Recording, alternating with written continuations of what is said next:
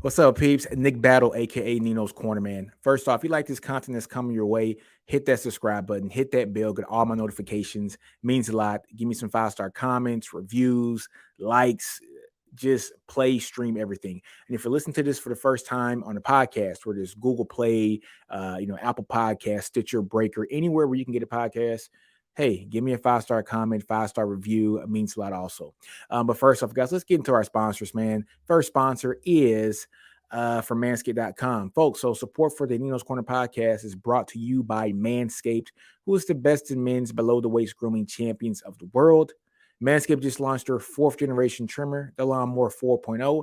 You heard that right, folks, the 4.0. Join over 4 million men worldwide who trust Manscaped with this exclusive offer for you.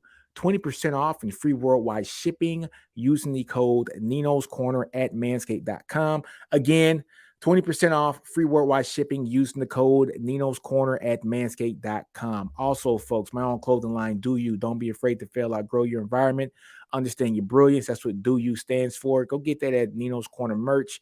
10% off promo code using NCPeeps10. I see a few of you guys have been using that, so props for doing that. But today, folks, you guys didn't come here for that. You guys came for the 2 commitments that Texas got over the last couple of weeks.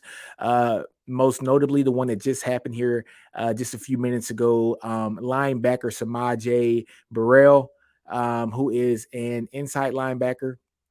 6 foot, 215 pounds, a consensus 3-star, if I'm not mistaken, from the 247 Sports Composite, the number 85th ranked player in the state of Texas, and the number 42 ranked linebacker in the country. Now, I know a lot of people are like, well, that doesn't sound too good. The number 85th ranked player in the state of Texas, yada, yada. We could have found somebody better, yada, yada. Okay, I get it. I get what you're saying, but you got to understand and trust the people who really evaluate these kids on just how good they are. One person that I love to listen to when it comes to recruiting in Texas football is Eric Nalene from Inside Texas, and he had a great tweet that he just put up, and he said that this kid has the movement of a safety and the smarts of a linebacker, like the intelligence of a linebacker. So when you get somebody with that kind of mentality, who is a guy who is a rover, I mean, this guy can have free range, can roam, right? Has the movement of a safety, which is what you want,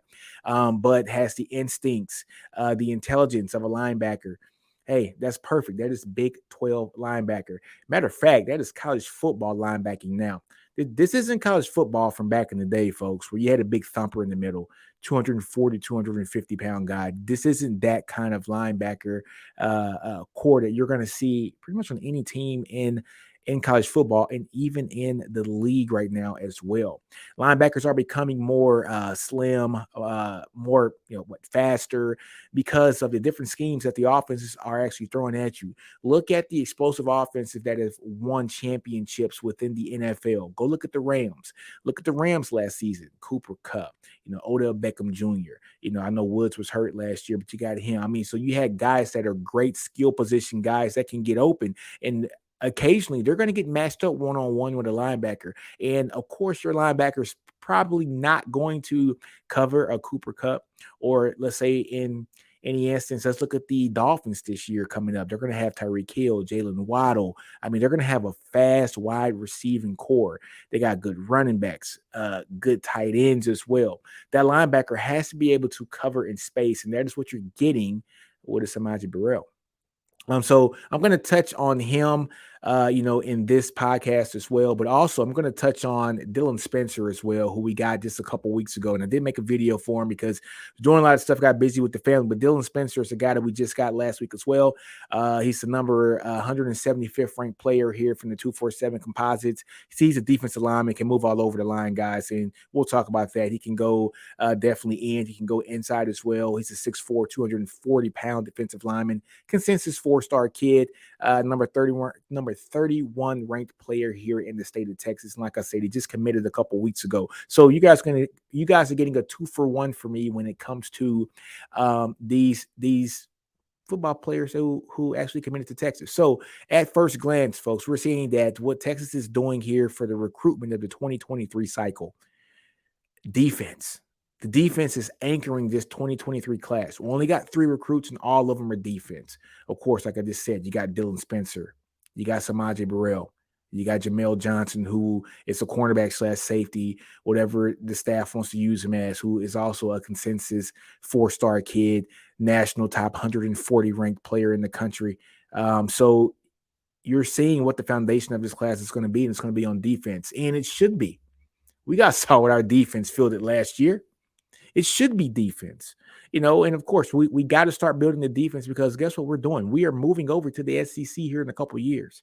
So we got to bolster up that defense. But getting back to Samaje Burrell, just for a quick second prior to us getting into these videos and seeing exactly what we have here on tape from this kid. So what Texas has done lately, not the University of Texas, but the state of Texas, with the 7-on-7 drills that we have, in the summer times and all year round, it has built an environment in which the skill positions flourish. You're getting the best of best play from quarterbacks. You're getting the best of best play from wide receivers and running backs. Also, as well, the defensive backs, because 7-on-7 is, of course, wide receivers, defensive backs, quarterback throwing the ball. Sometimes the running back gets involved, but it's more those skill positions on the outside. And so we have seen the recent decline of linebacker play within the state of Texas. Now, this year, Texas does have the number 1 ranked linebacker in the country, and Anthony Hill. So he's a consensus top 10 player in the country. But, it's kind of, I wouldn't say the exception, not the rule. But, I mean, even as good as he is, when you go and look at the top 50 linebackers in the country, not players, linebackers in the country, the state of Texas has like 3 of them. Which is unheard of because the state is so big. Now, if you go and look at the top wide receivers and running backs, I'm guaranteeing you this Texas has more than 3 in the top 50 in the country. So I'm saying that to say that when you look at Samaje's his offer list, when you look at, he's only a 3-star, I don't want to hear that. This kid has offers from everywhere in the country. BV wanted them very badly at Oklahoma.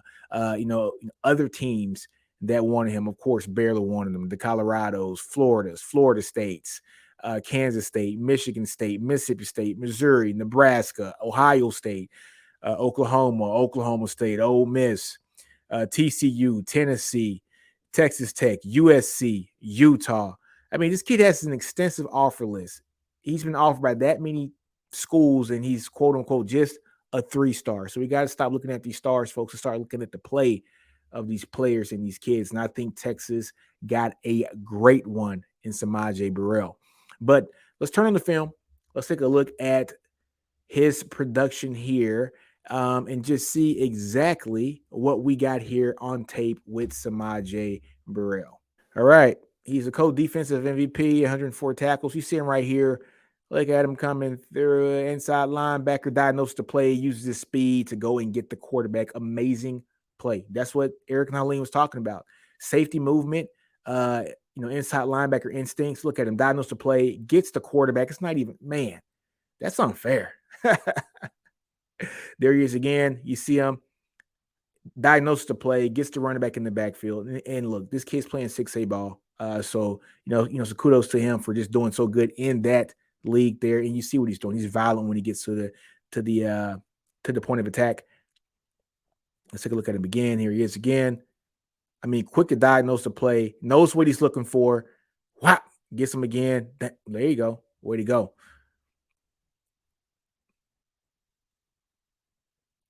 At linebacker again, you see him there on the inside, left side of the defensive tackle, comes through, diagnoses the play, uses his speed. Wow. Oh, my God. Yeah, that's what we like. That's what we like. Very good play there as well. Again, at the linebacker position, you're going to see his range. You're going to see his speed, his instincts as a linebacker, and his speed as basically like a defensive back. So this is exactly what you want. You can see what Coach PK is doing here with his defense, building the defense up, which we need a lot of defensive help. Texas coming off one of their worst defensive years in the history of this school. We got to bolster up that talent, and to get a kid like this in the inside linebacker position means a lot. You couple this kid with a guy like Jamel Johnson that came in last year's class, and you're seeing that we're going to have some guys who are rangy and speedy, but still have enough size in girth to play in the SEC here in a couple years when they'll be ready. With weight training. Okay, he diagnosed to play there. Oh man, go, go, go, go. Bah! Oh man, don't give up. Never gave up on the play. That's exactly what we like to see there. Again, let's take a look at him again here. Diagnosed to play, takes on the block, diagnosed to play. Wow. Just runs through the block. Doesn't try to run around the block, runs through the block. That's what you like to see. Never go around it. Love the contact. Get it. Nice hit. Nice hit. Another nice hit. There you go. Perfect hit. Perfect hit. So, folks, just a couple more plays, and we're going to, basically talk about Dylan Spencer here in a minute. But this goes to show you what Coach PK is looking for when it comes to the defensive side of the ball here. All right, just the last play. Let's do one more play, and we'll end this one and get to Dylan Spencer. One more play. Diagnosed to play. Doesn't run around the block. Just goes through the block. Good play. All right. Great pickup by Texas, getting Samaje Burrell. I think this is huge for Coach PK. I think this is huge for Jeff Choate. So Texas Homer just put in the group chat of ours that this is big for Choate because you start to get players of this ilk. You start to get players of this skill and this talent. And, sometimes it's not about the X's and O's, about the Jimmys and Joes, right? And so you get players that not only fit your scheme, but players that when your scheme breaks down, they're still able to make plays. And so that's what you're getting with a kid like this. So, yes, these are the kind of players that can make or break a coach. Just basically getting a kid in like this in this class, in the 2023 class, to help kind of anchor this class here. Him, Dylan Spencer, and Jamel Johnson, the only three recruits here for the 2023 class, but all being defense, which is kind of showing you exactly what Texas wants to do here on this side of the class. I think they did so good on the offensive line. Now it's time to bolster up that defensive side of the ball and do some great things as well. But yeah, this is going to do wonders for PK, wonders for Jeff Choate. And I'm excited to see what he's going to do here. And hopefully he can start recruiting some other kids to come here as well for 2023. Now, let's shift gears and talk about our next kid who actually committed here a couple weeks ago, and that's Dylan Spencer. And we know who Dylan Spencer is. Dylan Spencer is a beast, man. Dylan Spencer, he's a monster. C.E. King, Houston, Texas.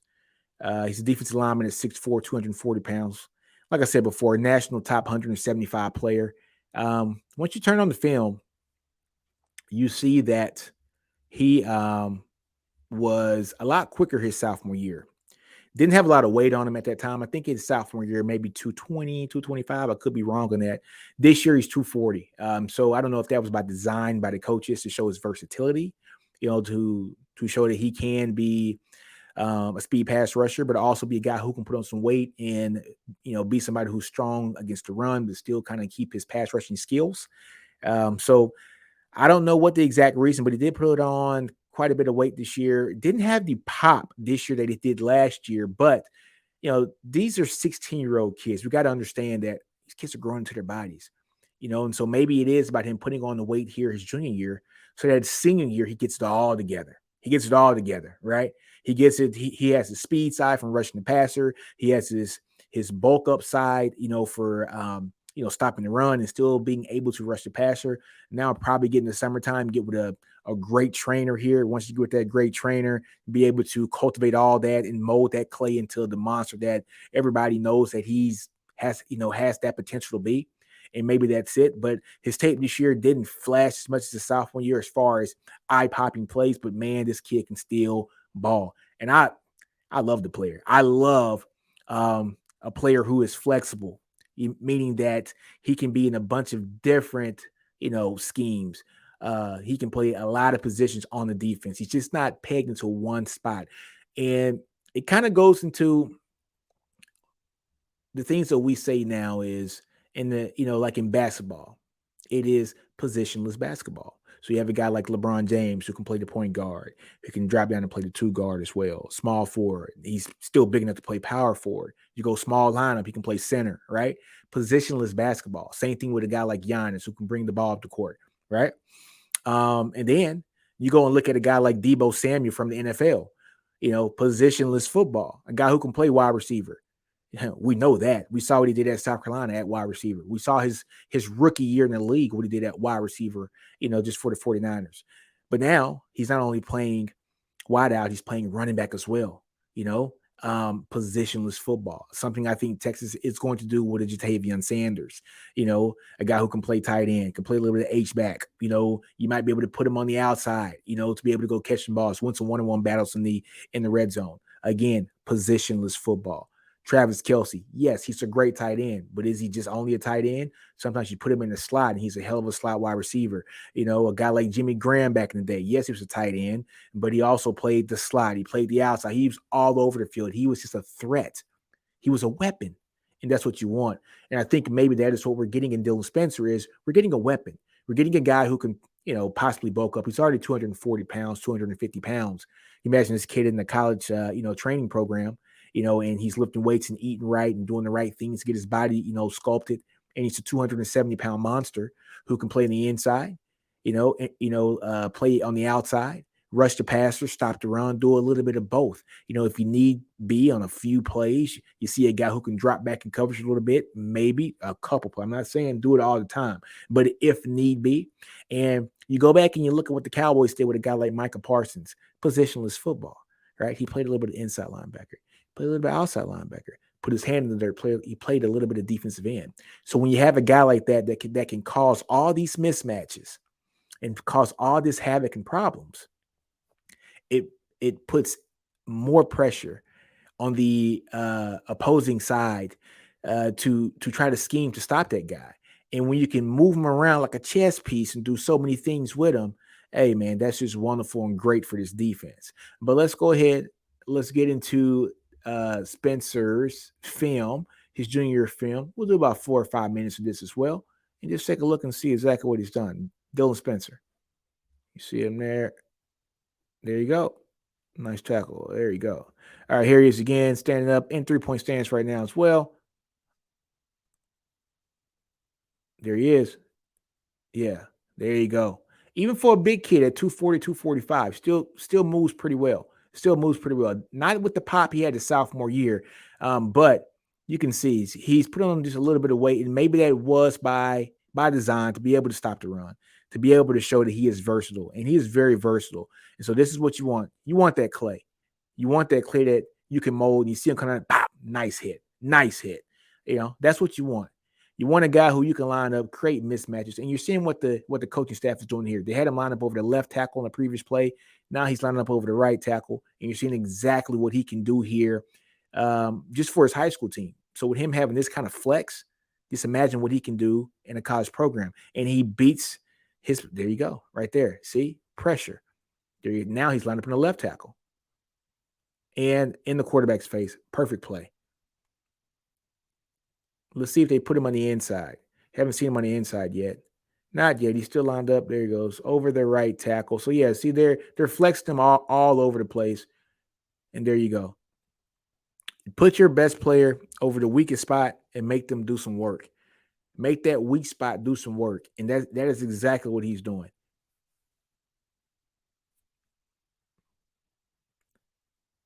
Splits the gap. Dandada. Dandada. There it is. There you go. Good play. There he is right now over the left tackle. Let's see what he does against him. He diagnoses the play, doesn't take on an unnecessary block they doesn't have to. Diagnoses the play, it makes the play behind the line of scrimmage. Perfect play. That's what you want. Now he's lined up over the right tackle. So there you go. Line him up all over the field against their weakest link. He just overpowers the guy and gets in the backfield. One more play. Let's take a look. Right tackle again. Diagnose the play. Gets the beautiful play. Okay, we'll do one more. We'll do one more. Diagnose the play there again. Another great tackle. All right. One more play. Mama Fink's going to get on because she always says I say one more play all the time. What's up, Mama Fink? Good play. All right. That's it. All right. So that was Dylan Spencer's film. And like I said, folks, you saw exactly how the coach used him. He had him up over the left tackle on one play, had him up over the right tackle on one play, had him on the inside in between the left tackle and the left guard, just on a extra play to where he can make just a shot up the gap and give his linebacker some time to get over the edges. So yeah, he's a guy who the coaches use as a chess piece, moved around to make sure that he can get on the most favorable matchup so that he can make plays. And you see, at a kid that size, 6'4", 240 pounds, just to be able to have that position flex, it's going to be wonders when he gets here to Texas. So if he's already 240, possibly 250 now, you're looking at a kid who's easily 270, maybe 280 when he gets here to college and gets in a weight program after 2 or 3 years. And you have a kid who's going to be SEC ready when we go into the SEC here in the next couple of years. But I love this commitment as well. I love what Texas is doing with this 2023 class. Starting with the defense, man. Starting with the defense, which was our Achilles heel last year. If the defense would have just been an average defense last year, Texas wins 9 games. Texas wins 9 games. You know what I'm saying? So we didn't have an average defense last year, and we're shoring up the positions in which we think we need players at. I love the Samaje, pickup because the linebacker position, you got Overshawn who's going to be leaving next year. You got Brockemeyer, you got Jet Bush, you got Travell Johnson, you got Prince Dorber, who's more on the outside, Devin Richardson, you got Jalen Ford, David Benda. We got a few players there. I'm really intrigued. I love Jalen Ford and Benda. I love the way that they play the game. Very instinctual players. It's going to be great to see them play. But Texas started off great on the defensive side of the ball here for the 2023 class. But on that note, folks, man, I'm out, man. Do you? Don't be afraid to fail out, grow your environment, understand your brilliance. Ninos Corner. I'm out. Salute.